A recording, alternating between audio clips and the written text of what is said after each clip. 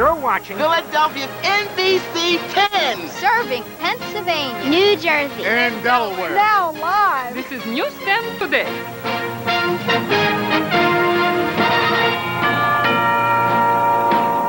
That SEPTA strike postponed for a week now has been postponed once again, but only for a few hours.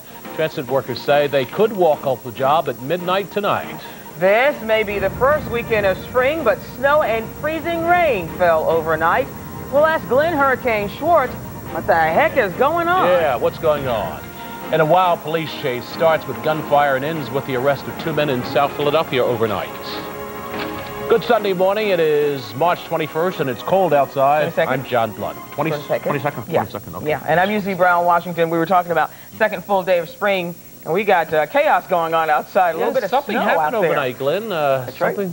The spring is falling? Spring is, the fall and spring is over with. The snow is gone already to the northeast, just like yesterday morning at this time. The rain had already moved away, and we're left with cloudy, cold conditions. At least it won't be as windy as it was yesterday, and it certainly will not be raining or snowing all day like it did yesterday.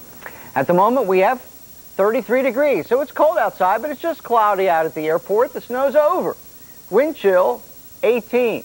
Now, the temperature won't go up a whole lot today. The high about 39. Cloudy all morning, maybe some breaks of sun this afternoon. Now, even with mostly cloudy skies, that will melt the snow pretty quickly. That late March sun is pretty strong. Clearing tonight and pretty chilly with a low of 28 degrees. There is more snow in the 5-day forecast, though, and that's coming up in just a few minutes. John? Well, thanks for that one, Glenn. As I tell you, the weather is our top story this Sunday morning. It is officially spring, but old man winter is apparently hanging on. Snowflakes were falling here in Bala Cynwyd overnight. At first, the precipitation was mixed, but it switched over to all snow. You'll find it covering your trees, your lawns, with a coating on the highway, so be careful out there when you get out this morning. State of Delaware also saw more of the white stuff this morning. Snowflakes were mixing with light sleet overnight. It was also enough to coat cars and cover some lawns, and it did make for some wet, slick roadways. Police aren't saying yet whether the wet weather is a contributing factor in a fatal accident in the state of Delaware. One person was killed when their car hit a telephone pole on Route 896 in Glasgow overnight. It happened around 1 this morning. Police are also investigating whether the same car was involved in an earlier hit-and-run accident. The victim's name and cause of the accident has not yet been released. And police haven't confirmed yet if the weather contributed to a cab accident that injured 3 people. It happened on Delaware Avenue at Christian Street in Philadelphia this morning. Police say the driver slid off the road and into a tree. He had to be extricated from his car. He and 2 other passengers were taken to area hospitals. No word yet on their conditions. A police officer is recovering from injuries after being run over by 2 suspects in a sports utility vehicle. News 10 on the scene in 2900 block of 13th Street, where the officer pulled over the stolen vehicle this morning. The 2 men inside hit the officer with the truck, then sped off. They were finally caught in the 100 block of Wolf Street. The officer was taken to Methodist Hospital with leg and back injuries. Turning now to the SEPTA strike watch. Riders can rest easy this Sunday. The union says there will be no strike today. But whether or not service will be available to commuters Monday remains to be seen. 2 sides have 2 different views on how close our resolution is. The union says settlement is close and that its latest proposal would save SEPTA $3 million. SEPTA says not so. In fact, the union's proposal that was given to us today has a cost to the authority of somewhere around $20 million over the 3 years, not a savings of $3 million. I think the numbers, looking at the numbers, do show that an agreement is there to be made, so long as both parties are reasonable about their expectations. Thank you. But SEPTA says the union isn't being reasonable and is, in fact, taking steps backward from previous proposals. Negotiations will continue with an hour-by-hour contract extension still in effect. SEPTA union leaders have the okay from the rank-and-file members to strike if necessary. Yesterday at their union hall in Spring Garden, SEPTA workers rallied around union boss Steve Brookins. They're challenging Mayor Ed Rendell to step in and help resolve the stalemate. And union workers say they are unified. We're together. We're going to stay together. No matter what happens, we're together. It's all up to the boss. The boss said we walk, we walk. Again, this Sunday morning, there is no step to strike. Both sides continuing talking contract. And remember to stay with News 10 throughout the day for continuing coverage of the step to strike march and the contract negotiations. More labor trouble to tell you about this Sunday morning. Workers at the Dietz and Watson plant in the city's Tacony section could go on strike today. The union has been negotiating with store management since February 1st. A final negotiation meeting is set for this morning. At issue are sick days, benefits, pay raises, and temporary help.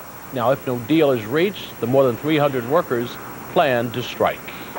A viewing being held tonight for a man gunned down while on trial for attempting a mob hit. 61-year-old Anthony Tura shot in front of his South Philadelphia home last Wednesday. He was on his way to court where he was on trial for attempting to kill mob boss Joey Merlino. The jury returned guilty verdicts in the case. Police are still investigating Tura's murder. Meanwhile, Joey Merlino, who is among those being questioned in Tura's murder, will celebrate his second daughter's christening today. Ceremony will take place at St. Edmund's Catholic Church in South Philadelphia, with a party to follow. Merlino has claimed he has no involvement in the hit on Tura. I want to tell you about a gunfight with police that has left a Logan man hospitalized this Sunday morning. News 10 was in the 5100 block of North Camac Street. Police tell News 10 they got a report of a man on the street with a gun at around 8 o'clock last night. When officers arrived, the unidentified 21-year-old man refused to drop his weapon. Gunshots were exchanged, and the suspect was hit in the legs and the wrist.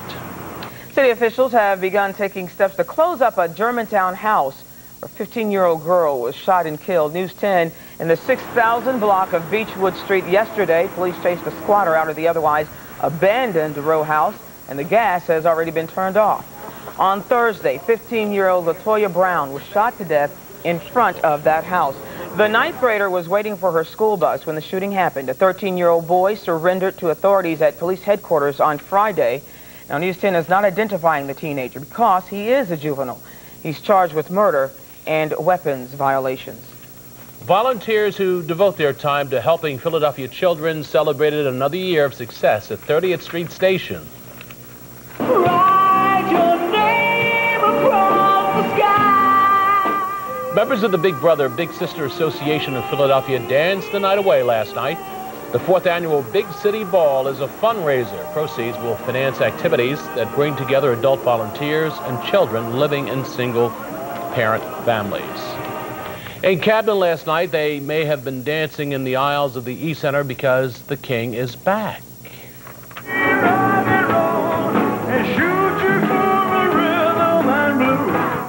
That's right, Elvis Presley making a comeback in virtual reality. A slimmed-down late 60s version of Elvis, brought to life on 20-foot-high video monitors, will sing for fans accompanied by a live band. Snappy editing makes it all appear as though Elvis is really a part of the entourage. Okay, not keep a good man out of the arena there. Not when there's money to be made. Lots more still ahead this Sunday morning on News 10.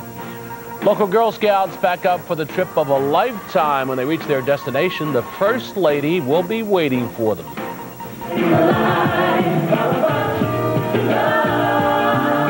Wait until you hear what's got these Philadelphians singing a few bars.